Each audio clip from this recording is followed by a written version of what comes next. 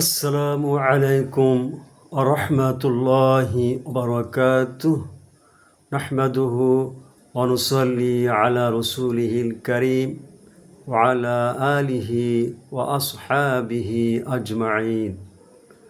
আমরা আলোচনা করব পবিত্র কোরআনুল কারীমের ভাষায়, যাদের কোরবানি মহান রব্বুল আলামিন কবুল করবেন। কোরআন বলছে, ইন্নামা ইয়াতাকাব্বালুল্লাহু মিনাল মুত্তাকিন।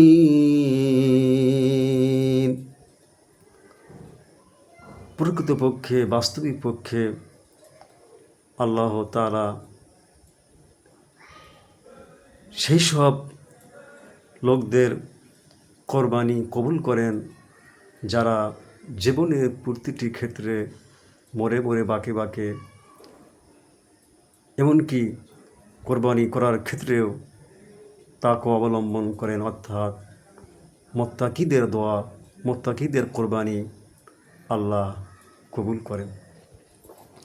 তাই কোরবানির নিয়ত এটা সহি হতে হবে, বিশুদ্ধ পিওর খাঁটি হতে হবে, যে আমি আল্লাহকে সন্তুষ্ট করার জন্যই কোরবানি করতেছি। আর আমরা কোরআন থেকে যেটা বুঝতে পারলাম সেটা হচ্ছে আল্লাহ তাআলা মুত্তাকিদের কোরবানি কবুল করেন। আর এই মুত্তাকিরাই আল্লাহ রব্বুল আলামিনের নিকট মহা সম্মানিত, কেননা তারাই সবচেয়ে বেশি আল্লাহকে ভয় করে।